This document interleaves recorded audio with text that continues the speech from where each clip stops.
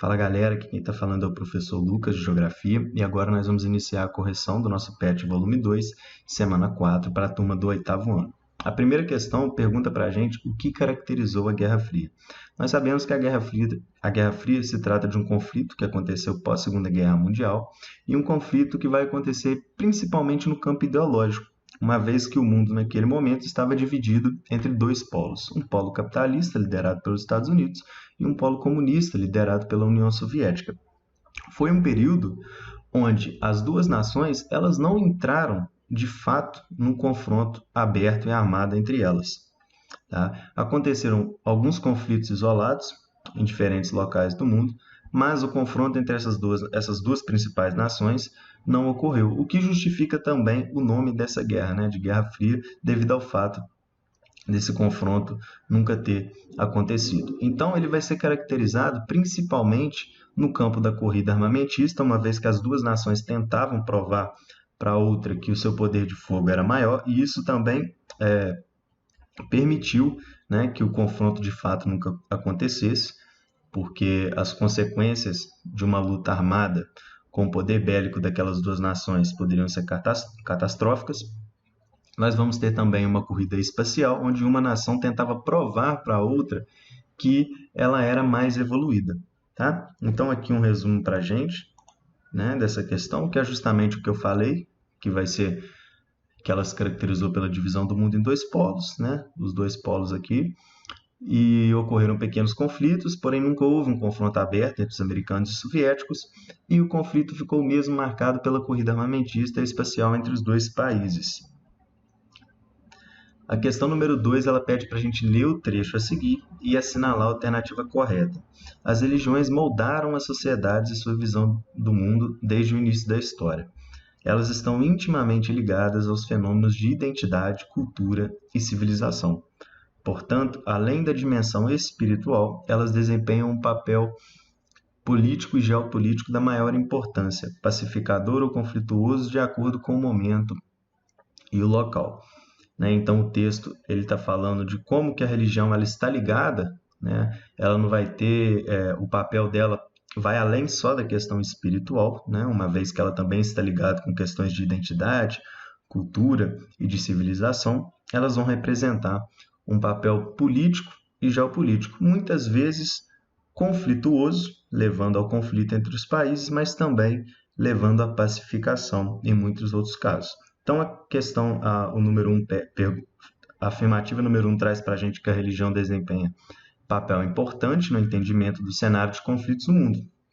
Realmente, né, a religião, como esse trecho aqui fala, ela vai desempenhar um papel muito importante para a gente entender esse cenário de conflitos no mundo, uma vez que ela vai muito além da questão espiritual, mas também de uma questão cultural.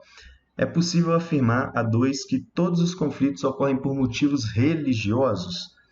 Não, né? Nós não podemos fazer essa afirmação, apesar da religiosidade, muitas vezes, e muito além da questão espiritual, como fala o texto, em vários momentos a religião também ela vai ter um papel de pacificação, tá? E nem todos os conflitos eles ocorrem por motivos religiosos. As religiões não têm importância na construção da identidade dos povos. Não, né? A religião, como no texto aqui fala para a gente, ela vai estar intimamente ligada com os fenômenos de identidade, cultura das civilizações. Então, a alternativa vai ser a alternativa 1. A 3 fala que a Guerra Fria, iniciada logo após o fim da Segunda Guerra Mundial, polarizou o contraste ideológico entre o capitalismo e o socialismo, aprofundando um cenário de disputa internacional por novas tecnologias, armas nucleares, poder econômico, político e militar. A queda do Muro de Berlim, em 89, e o fim da União Soviética, em 91, são fatos que simbolizaram o fim da Guerra Fria. Alternativa A. Com o fim da bipolarização entre capitalismo e socialismo, as diferenças econômicas e sociais entre os países ricos e pobres terminaram. Então já podemos parar por aqui, né? Nós sabemos que até nos dias atuais as diferenças entre os países ricos e os países pobres elas permanecem. A B, a nova ordem mundial assinala o fim da bipolaridade entre União Soviética e Estados Unidos. Contudo, inicia-se uma nova guerra contra o terrorismo, cujo principal objetivo é trazer as possibilidades de uma abertura de diálogo entre as grandes potências mundiais e os países periféricos. Bom, essa alternativa ela também vai estar incorreta, né? Nós sabemos que realmente surge o que nós chamamos de uma nova ordem mundial que vem para substituir a antiga ordem de bipolaridade, tá?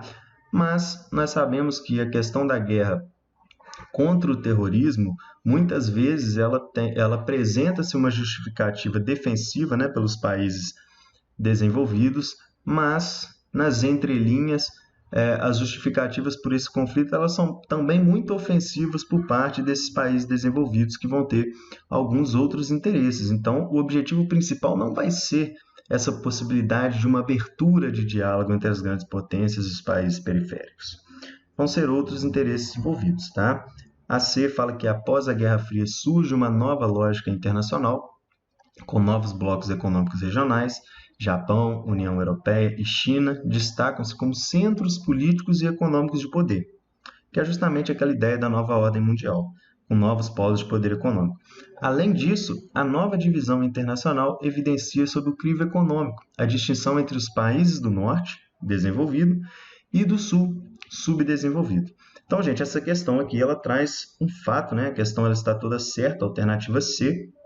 Nós sabemos que depois do fim da bipolaridade, vão surgir novos blocos econômicos, né, e também de influência, que vão ser liderados pelo Japão, a União Europeia e também a China, junto com os Estados Unidos, né, que já fazia parte desse polo de poder. E também nós vamos ter uma divisão, né, uma regionalização do mundo, onde ele vai ser dividido entre os países do norte, que são os países desenvolvidos, e o do sul, subdesenvolvido, né? Uma vez que majoritariamente os países do norte eles são países desenvolvidos e os países do sul são subdesenvolvidos. Nós sabemos que temos exceções, mas essa divisão, essa regionalização entre norte e sul, ela acaba ficando marcada. E a alternativa D fala que está cristalizada a divisão norte-sul, sendo impossível a nação subdesenvolvida tornar-se desenvolvida e vice-versa. Nós temos alguns exemplos de nações pobres que conseguiram se desenvolver em um curto período de tempo. Então, a alternativa correta vai ser a alternativa C. A questão número 4. Com o fim da Segunda Guerra Mundial, vários povos tomaram consciência do grande desnível econômico, social, político, científico e tecnológico existente entre os países do mundo. Um grupo era formado por países ou nações fortes, outro grupo era formado por nações fracas economicamente. Para diferenciar esses dois conjuntos de países, na década de 50 foram introduzidas as expressões: a alternativa A fala em países desenvolvidos e países subdesenvolvidos, a B fala em países do primeiro, segundo e terceiro mundo, a C fala em países do centro e países periféricos, e a D fala em países do norte e países do sul. Bom, então nós sabemos que essa subdivisão em países do norte e países do sul, elas vão acontecer num período de pós-Guerra Fria, né? Essa subdivisão acontece depois. Nós sabemos também que essa subdivisão entre países, essa regionalização, né, que a regionalização ela é feita pelo homem. Então, essa regionalização entre países do centro e países periféricos, ela vai acontecer mais tardiamente também, né, quando acontece a subdivisão entre o que nós chamamos de países centrais, países semi-periféricos, que seria equivalente aos países em desenvolvimento, e os países periféricos, que seriam equivalentes aos países subdesenvolvidos. E a alternativa B fala dos países do primeiro, segundo e terceiro mundo, que é uma subdivisão que acontece justamente no período da Guerra Fria, onde você tinha os países de primeiro mundo, seriam aqueles países capitalistas, os países de segundo mundo seriam os países comunistas, né, de economia planificada, e os países de terceiro mundo seria equivalente aos países pobres, aos países subdesenvolvidos. E, como nós sabemos, a questão ela pede para falar da divisão em dois conjuntos de países, tá? Um conjunto que era subdividido entre os países fortes economicamente, né, e aqueles países formados por nações fracas economicamente. Então, essa subdivisão vai acontecer de acordo com a alternativa A. a subdivisão entre países desenvolvidos e países subdesenvolvidos, tá? Vai ser justamente com o fim da Segunda Guerra Mundial que essa expressão ela começa a acontecer na regionalização entre países desenvolvidos e países subdesenvolvidos. Então, a alternativa correta é a letra A. A 5 fala que os países subdesenvolvidos estão à margem do sistema capitalista, na condição de fornecedores de matérias-primas e mão de obras baratas. Por isso, eles também são chamados de países. A alternativa A fala que esses países são os países centrais, né? Nós já podemos descartar essa alternativa. Tá? Os países centrais seriam equivalentes aos países desenvolvidos, né? Quer dizer que são aqueles países que estão no centro da economia. Na alternativa B, nós vamos ter os países periféricos, né? Que vai ser a alternativa correta, uma vez que nós estamos falando daqueles países que estão na periferia do sistema econômico, ou seja, são aqueles países subdesenvolvidos, que a economia ela é caracterizada principalmente, né, pela agropecuária, pelo fornecimento de matéria-prima e mão de obras baratas, como foi anunciado na questão. A C fala em primeiro mundo, nós sabemos que se trata de uma divisão que aconteceu no período da Guerra Fria, e também do norte.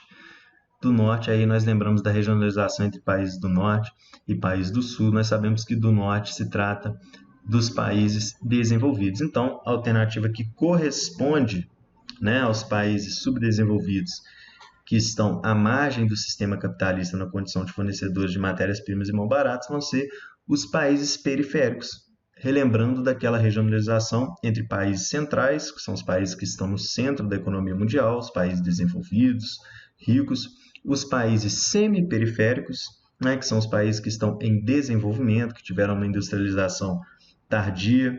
Aí nós podemos falar principalmente dos países que compõem os BRICS, entre outros exemplos, e os países periféricos, que são os países subdesenvolvidos. Então, a questão é a letra B. Beleza, gente? Correção dessa semana ficou assim.